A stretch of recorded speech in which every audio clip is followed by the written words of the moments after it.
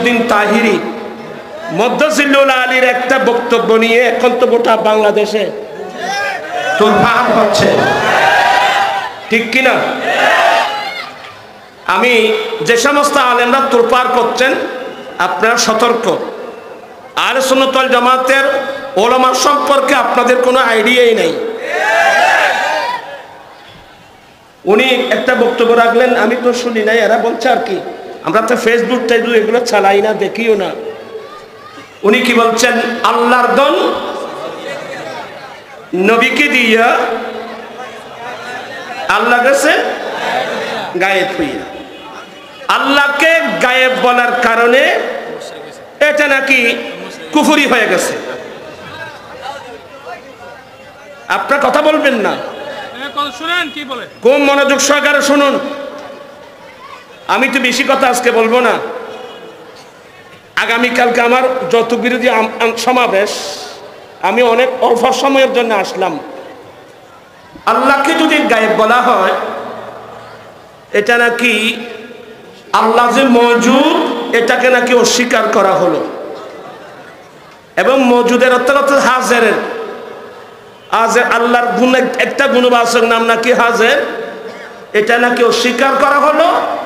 এর জন্য নাকি কুফরি হয়েছে, এর জন্য নাকি তওবা করতে হচ্ছে। এই ধরনের একটা বক্তব্য শুনলাম।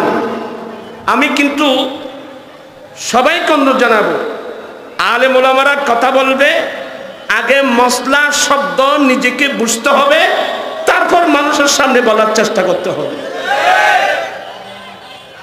আল্লাহকে গায়েব বললে শিরিক হবে, কুফরি হবে। আমি আশ্চর্য হয়ে গেলাম। ওনার কাছে জিজ্ঞাসা করবেন, বলে কোরআন শরীফের শুরুর আয়াতটা পড়েন তো, হুদাল্লিল, তারপর বলেন আল্লাযীনা ইউমিনুনা, মুত্তাকিন কারা, যারা না দেখে বিশ্বাস করে। তো ইউমিনুনা বিল গায়বের মধ্যে কে কে একটু বলবেন? আপনি যে বললেন আল্লাহকে গায়েব বললে কুফরি হবে, তো ইউমিনুনা বিল গায়ব, যারা গায়েবকে বিশ্বাস করে, যারা না দেখে বিশ্বাস করে, তে গায়েবের মধ্যে তো আল্লাহর জাতও আছে। কথা বলছেন না কেন? গায়েব গায়েব বললে তো অস্তিত্বকে অস্বীকার করা হয় না। মওজুদ কাকে বলে, ওয়াজিবুল ওজুদ কাকে বলে, মুমকিনুল ওজুদ কাকে বলে, হাজার কাকে বলে, এইগুলোর জ্ঞানও তো তাদের কাছে নাই। এটা কোন ধরনের কথা? গায়েব বললে তো অস্তিত্বকে অস্বীকার করা হয় না। আল্লাহ মওজুদ, আল্লাহ ওয়াজিবুল ওজুদ, আল্লাহ ওয়াজিবুল ওজুদ বেলা মাকান বেলা জামান, আল্লাহ মওজুদ বেলা মাকান বেলা জামান। আমি বুঝাই না, আপনার কষ্ট হবে। এখন সূর্য কোথায় বলেন? এখন সূর্য কোথায়? একজন মানুষ যদি বলে এখন সূর্য গায়েব, তো সূর্যের অস্তিত্বকে কি অস্বীকার করা হলো? এ কথাও মানুষ বুঝে না। এখন সূর্য আমাদের দৃষ্টি থেকে সূর্য কি গায়েব? এখানে আমার দৃষ্টি থেকে গায়েব। তাই বলে কি সূর্য কি অস্তিত্ব হারা হয়ে গেল? আরে আল্লাহ মওজুদ, হুয়াল্লাহু আহাদ, আল্লাহ মওজুদ, আল্লাহ ওয়াজিবুল ওজুদ। গায়েব বললে তো ওজুদকে অস্বীকার করা হয় না। কথা বলছেন না কেন? তাফসীর জালালাইন কুলো আল্লাযীনা ইউমিনুনা বিল গায়ব আই মা গাবা আনকা। আল্লাহ গায়েব মানে আমাদের মখলুকের দৃষ্টি থেকে গায়েব। আল্লাহ আছে কিন্তু মখলুকের চোখের দৃষ্টি থেকে আল্লাহ গায়েব। এজন্য আল্লাহ বলেন আল্লাযীনা ইউমিনুনা বিল গায়ব, যারা না দেখে বিশ্বাস করে। আল্লাহকে দেখি নাই, বিশ্বাস আছে কিনা? জান্নাত দেখি নাই, বিশ্বাস আছে কিনা? জাহান্নাম দেখি নাই, বিশ্বাস আছে কিনা? কবর আযাব দেখি নাই, বিশ্বাস আছে কিনা? না দেখে বিশ্বাস করা, না দেখে বিশ্বাস করা। অতএব আল্লাহ গায়েব বললে আল্লাহর অস্তিত্বকে তো অস্বীকার করা হয় না। দৃষ্টি থেকে গায়েব। আরে তোমার দৃষ্টি না, আমার দৃষ্টি না, আল্লাহর নবী মূসা আলাইহিস সালাম পর্যন্ত আল্লাহর কাছে ফরিয়াদ করেছিলেন, রাব্বি আরিনি, আল্লাহ আমাকে দেখা দাও। আল্লাহ বলছেন লাম তারানি,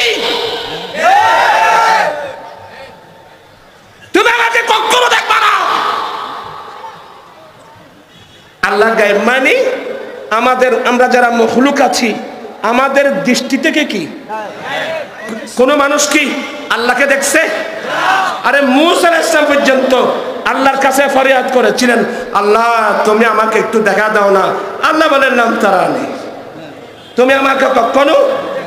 তো দৃষ্টি থেকে যদি গায়েব হয়, এটা অস্তিত্বকে অস্বীকার করা হয় না। এই মসলটা যদি আপনার বুঝে না আসে, আপনি জাতিকে কি ইসলামের শিক্ষা দিবেন?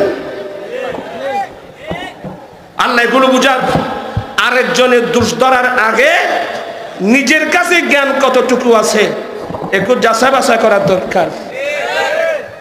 সেই মওজুদের অর্থ বললো হাজির, আল্লাহ নাকি হাজির।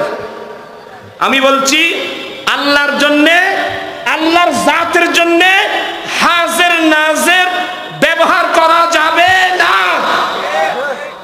আল্লাহর জাতের জন্য হাজির নাজির ব্যবহার করা, কারণ হাজিরের জন্য বডি লাগবে, নাজিরের জন্য চক্ষু লাগবে। আমরা আহলে সুন্নাত ওয়াল জামাতের মানুষ, আমরা আল্লাহর জন্য জিসিম মানতে পারি না। বাতিল ফিরকার মধ্যে একটা ফিরকা আছে যারা আল্লাহর জন্য বডি মানে। আমরা আল্লাহর উপর ঈমান আনছি, আমানতু বিল্লাহি কামা হুয়া, আমি আল্লাহর উপর ঈমান আনলাম, আল্লাহকে বিশ্বাস করলাম। কোন ধরনের? আল্লাহ যেমন, কথা বলছেন না কেন? আল্লাহ যেমন, আল্লাহ যেমন তেমন। আল্লাহ কেমন? কথা বলছেন না কেন? বিরক্ত হচ্ছেন? আমাদের দেশে একটা নতুন ইসলামের নামে দল আছে, এরা বলে আল্লাহ আরশেই সমাসীন। কথা বলছেন না? কথা বলছেন, আমার সাথে একটু হেল্প করুন। বাবা তোমরা কথা বলছো কেন? আল্লাহ নাকি আরশে সমাসীন, আরশের বাইরে কোথাও নাকি আল্লাহ নেই, আরশের বাইরে কোথাও নাকি। আমি একবার দিনাজপুরের জমিনে বক্তব্য রাখছিলাম, ওই দলের একজন লোক আমাকে একটা ইয়া দিল, নুরি হুজুর আল্লাহ এখন কোথায়? প্রশ্ন দেখেন, আল্লাহ কোথায় থাকেন? তখন আমি প্রশ্ন দেখে বুঝতে পারলাম এরা কোন দলের লোক। এরা ওই দলের লোক যাদের নাম আহলে হাদিস, যারা ওপর নাম সালাফি। এদের আকীদা হলো আল্লাহ নাকি আরশেই সমাসীন, আরশের বাইরে কোথাও নাকি আল্লাহ। একটা বই লিখছে, বইয়ের নাম কোরআন সুন্নাহর দর্পণে। কি নাম? আপনার মনোযোগ বুঝো আমার দিকে নাই, বুঝো। কোরআন সুন্নাহর দর্শনে না দর্পণে, বইয়ের নাম কোরআন সুন্নাহর দর্পণে। ওইটা একেবারে কোরআন শরীফ থেকে, হাদিস শরীফ থেকে প্রমাণ করছে আল্লাহ আরশেই সমাসীন, আরশের বাইরে কোথাও আল্লাহ নেই। তো ওদের শিক্ষায় শিক্ষিত হয়ে কিছু বাংলা শিক্ষিত, ইংরেজি শিক্ষিত মানুষ বলে নুরি হুজুর আল্লাহ কোথায় থাকেন? তখন আমি বললাম প্রশ্ন করার কারণে আপনাকে ধন্যবাদ। আপনি বলছেন আল্লাহ কোথায় থাকেন, এটা তো প্রশ্ন করছেন। বলে আহলে হাদিসের আকীদা হলো আল্লাহ আরশে সমাসীন। বলে হ্যাঁ হুজুর। আমি বললাম আল্লাহ কোথায় থাকেন? আমি বলছি শুনেন, এটা আমাদের আহলে সুন্নাত ওয়াল জামাতের আকীদা। আমি কোরআন থেকে দলিল দিলে, হাদিস শরীফ থেকে দলিল দিলে অনেক দলিল বুঝবে না, কারণ কোরআন শরীফের মধ্যে অনেক ধরনের আয়াত আছে।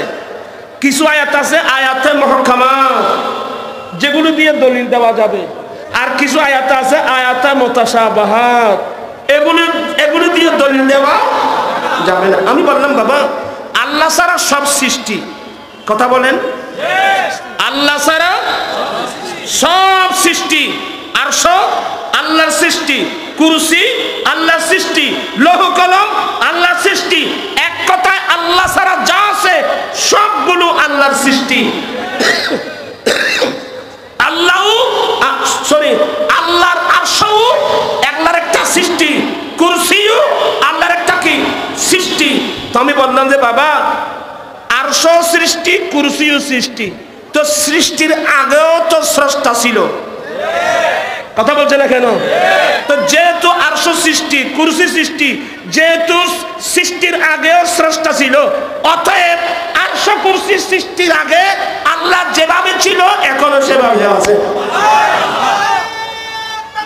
আল্লাহু আকবার। বাবা আরশ এটা আল্লাহর একটা সৃষ্টি না? কুরসি এটা আল্লাহর একটা সৃষ্টি না? তো সৃষ্টির আগেও তো স্রষ্টা ছিল। আল্লাহ আরশের সমাসীন হওয়ার দরকার কি? তো সৃষ্টির আগেও তো আরশ সৃষ্টির আগেও তো স্রষ্টা ছিল। তো আরশ কুরসি সৃষ্টির আগেও আল্লাহ যেভাবে ছিল এখনো। আর দ্বিতীয় প্রশ্ন নাই, সে ওখান থেকে পালিয়ে গেছে। আর দ্বিতীয় নম্বর কোনো কি নেই। আমার ভাইয়েরা, যে সমস্ত কোরআন শরীফের আয়াত আর রহমানু আলাল আরশি ইস্তাওয়া সুম্মা ইস্তাওয়া আলাল আরশ, আল্লামা জালালউদ্দিন সুয়ুতী আল ইতকান ফি উলুমিল কুরআন এই উসুলের তাফসীরের কিতাবে স্পষ্ট বলে দিয়েছেন এগুলো আয়াতে মুতাশাবিহ, যেগুলোর অর্থ স্পষ্ট আয়াতে মুশাবাহা দিয়ে দলিল দেওয়া যাবে না। আল্লাহ ডাইরেক্ট আল্লাহ কোরআন বলছেন যাদের অন্তরে কপটতা আছে তারাই আয়াতে মুতাশাবাহার পিছনে পড়ে। ঠিক কিনা ভাইরা আমার? ইনশাআল্লাহ আমরা প্রত্যেকটা বিষয়ে শুনেন, আল্লাহর জন্য আল্লাহর 99 নামের মধ্যে হাজির নাজির কোন নাম আছে? আপনার কোন আলেম আমাকে দেখাতে পারবেন? আল্লাহর যে 99 নাম আছে, 99 নামের মধ্যে হাজির নাজির কোন শব্দই নাই। আমরা তো হাজির নাজির ব্যবহার করি আমার রাসূলের জন্য ব্যবহার করি। ঠিক না ভাইরা আমার?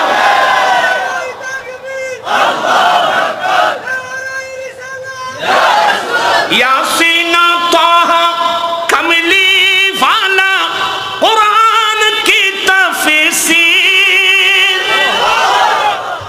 ইয়াসিন তাহা কামলি ফালা কুরআন কি তাফসীর, হাজির নাজির শাহিদ কাসিম আয়া সিরাজুম মুনির নবীজি। আল্লাহ আল্লাহ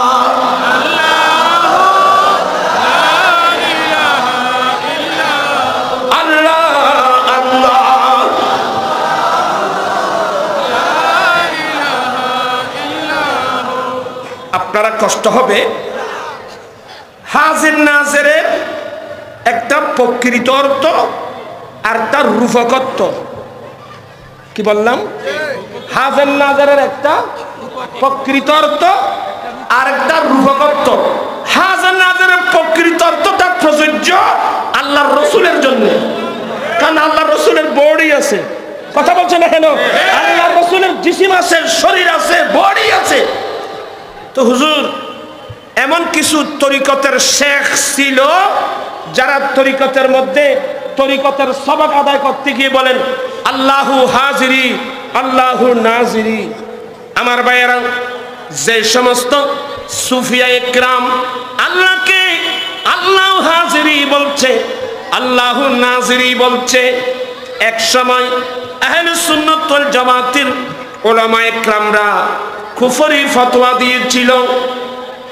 এটাকে বাঁচানোর জন্যে, কুফরি থেকে বাঁচানোর জন্যে আমাদের হানাফি মাযহাবের বিখ্যাত একজন ফকিহ আল্লামা আলাউদ্দিন হাসকাফি, আমি আমার ভাইয়েরা খুব মনোযোগ সহকারে শুনবেন, ফতোয়ায়ে শামি দুররুল মুখতার রদ্দুল মুখতার খুলবেন, ওখানে স্পষ্ট দিয়েছেন ইয়া হাজিরু ইয়া নাজিরু লাইসা বিকুফরিন।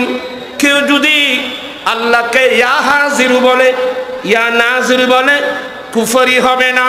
কেন বলে? তখন হাজির নাজিরকে তাবিল করা যাবে, এটা প্রকৃত অর্থ না। তাবিল করা যাবে, তাবিল হলো এলম। কথা বলছে না কেন? তাবিল হবে কি? এলম আল্লাহ হাজার নাজির মানি প্রকৃত অর্থ নয়, তার রূপক অর্থ হলো এলম। আল্লাহ কোরআনে বলছেন কাদ আহাতাল্লাহু বিকুল্লি শাইইন ইলমা। আল্লাহ হাজার নাজির মানি আল্লাহর জ্ঞানের বাইরে কিছুই না। আল্লাহর জ্ঞানের বাইরে, আল্লাহর ইলমের বাইরে একটা যারা পর্যন্ত নাই। কাদ আহাতাল্লাহু বিকুল্লি শাইইন ইলমা। আল্লাহ ইলমের মাধ্যমে সব কিছু ইহাতা করে নিয়েছেন, বেষ্টন করে নিয়েছেন। আল্লাহ হাজার নাজির মানি আল্লাহর ইলমের বাইরে। কথা বলছেন না কেন? আল্লাহর ইলমের বাইরে এটা তো হাজার নাজরের প্রকৃত অর্থ না, এটা তো হাজার নাজরের রূপক অর্থ। কথা বলছেন না কেন? আমার ভাইকে বলছি, আলেম ওলামাদেরকে বলছি, মওজুদের অর্থ হাজির নয়, হাজির অর্থ মওজুদ নয়। মওজুদ ওয়াজিবুল ওজুদ, মওজুদ এটা আদমের বিপরীত, হাজির বিপরীত গায়েব। হাজির কোনদিন মওজুদের বিপরীত না, ওয়াজুদের বিপরীত আদম। এখানে আদম আর হবে না, কারণ আল্লাহ ওয়াজিবুল ওজুদ, আল্লাহ মুমকিনুল ওজুদ নয়, আল্লাহ ওয়াজিবুল ওজুদ। অতএব এখানে ওয়াজুদ মানে হাজির বলা যাবে না। হাজিরকে অস্বীকার করলে, গায়েব বললে মওজুদ নফি হয় না, অস্তিত্ব নফি হয় না। চিৎকার দিয়ে বলুন না সুবহানাল্লাহ। অতএব আপনি তাহরিকে কুফরে ফতোয়া দিলেন, কিসের উপর দিলেন? কিতাব আপনি বুঝেন? বুঝেন? তারপর আমি আলেমদের খেদমতে দুই হাত করজোর কোন যাব, আমরা এমন কোন শব্দ বলবো না যে শব্দগুলো অনেক মানুষ বুঝে না। এই সমস্ত শব্দ পরিহার করা আমাদের জন্য কি আছে? আর আল্লাহর দান কাকে দিয়েছে? এটা ভুল নাকি? আল্লাহর দান কাকে দিয়েছেন? রসুলই দিয়েছেন, রসুলকে দিয়েছেন। আরে আপনারা কোরআন শরীফ পড়েন না? বিসমিল্লাহির রাহমানির রাহিম, ইন্না আতাইনাকাল কাউসার। হে নবী, আমি আপনাকে কৌসর, কৌসর মানে জাল্লামান জালালউদ্দিন সৈয়দী তাফসীরে জালালান শরীফের মধ্যে একটি তাফসীর খায়রান কাসীরা। হে নবী, আমি আপনাকে অনেক অনেক অনেক অনেক অনেক কল্যাণ মঙ্গল বালাই দান করেছি। আল্লাহ দান করেছেন কাকে? ইন্না আতাইনাকা আল কাউসার। হে রাসূল, নিশ্চয় আমি আপনাকে কৌসর দান করেছি। কাউসারুন ফাওয়ালুন মুবালাগা। আমি আপনাকে এই আয়াতের তাফসীর 16টা তাফসীর, ইন্না আতাইনাকা আল কাউসার, ইন্না আতাইনাকা খায়রান কাসীরা। আমি আপনাকে অনেক মঙ্গল কল্যাণ সওয়াব দান করেছি। ইন্না আতাইনাকা উম্মাতান কাসীরা। আমি আপনাকে অনেক উম্মত দান করেছি। ইন্না আতাইনাকাল কুরআন। আমি আপনাকে কুরআন দান করেছি। আমার ভাইরা, যেখানে আল্লাহ নবীকে কোরআন দান করলেন, তো কোরআনের চেয়ে বড় দৌলত কি? কথা বলছেন না কেন? আল্লাহ যেখানে নবীকে কোরআন দান করলেন, কি দান করছেন? তা আল্লাহর দান নবীকে দিলেন, তো উনি কি বলছেন? আল্লাহ খালি হয়ে গেছে? এটা বলেনি। খালি হওয়া মখলুকের গুণ, খালেকের গুণ না। খালেক দিতেই থাকবে, কিঞ্চিত পরিমাণ কমবে না। কথা বলছেন না কেন? আল্লাহ আমার নবীকে কৌশল দান করেছেন, আল্লাহ আমার নবীকে কৌশল দান করেছেন, আল্লাহ আমার নবীকে নবুয়ত দান করেছেন, আল্লাহ নবীকে কোরআন দান করেছেন, আল্লাহ আমার রাসূলকে ইসলাম দান করেছেন, ধনভাণ্ডার দান করেছেন। শুধু দান করেছেন না, দান করতেছেন, কিয়ামত পর্যন্ত দান করতে থাকবে। চিৎকার দিয়ে বলুন না সুবহানাল্লাহ।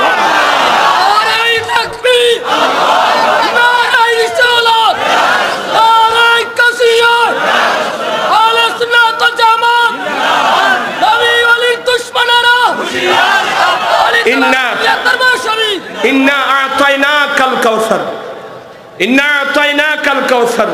নিশ্চয় আমি আপনাকে কৌসর দান করেছি। করছেন তো? আমার রাসূল বলছেন ইন্নামা আনা কাসিমুন ওয়াল্লাহু ইউতি, আল্লাহ আমাকে দান করেন আমি বন্টন করি, আল্লাহ আমাকে দান করেন আমি বন্টন করি। আল্লাহ আমাকে দান করেছেন, দান করতেছেন, দান করবেন, আমি বন্টন করেছি, বন্টন করছি, বন্টন করতেই থাকবো। এক পর্যায়ে আমার আল্লাহ বলেন আমার আল্লাহ বলেন আসা ইয়াবাসাক রাব্বুকা মাকাম মাহমুদা, না না, আসা ওয়ালা সাউফা ইউতিকা রাব্বুকা ফাতারদা। ওদিকে বলছেন আমি আপনাকে কৌশল দান করেছি, দান করছি, এদিকে বলছেন আপনার রব অনতিবিলম্বে আপনাকে এমন দান করবে আপনি রাজি হয়ে যাবেন, আপনি খুশি হয়ে যাবেন। আমার রাসূল বলেন আমি ততক্ষণ রাজি হব না ততক্ষণ আমার একজন গুনাহগার উম্মত জাহান্নামে থাকবে, আমি ততক্ষণ রাজি থাকবো, রাজি হব না। চিৎকার দিয়ে বলুন না সুবহানাল্লাহ। তো আল্লাহ জনবান্দার কাকে দিচ্ছে? কথা বলছে না কেন? তো নবীকে না দিয়ে কাকে দিবে? তুমি কোথায় পেয়েছো? তুমি কোথায় পেয়েছো? रहमत का खजाना उन्हें मौला ने दिया है, जो हमको मिला है वो मुहम्मद से मिला है। আল্লাহ আমার নবীকে রহমতের ভান্ডার দিয়েছেন, আর পৃথিবীর যে যা পেয়েছে সবগুলো তো নবী থেকে পেয়েছে। আর তুমি মোল্লা, তুমি তো মোল্লা হিসেবে নিচ্ছ, কার থেকে নিচ্ছ জানে না, কার থেকে নিচ্ছে জানে না, কার থেকে নিচ্ছ তুমি? তুমি কোথায় পেয়েছো? তুমি কে?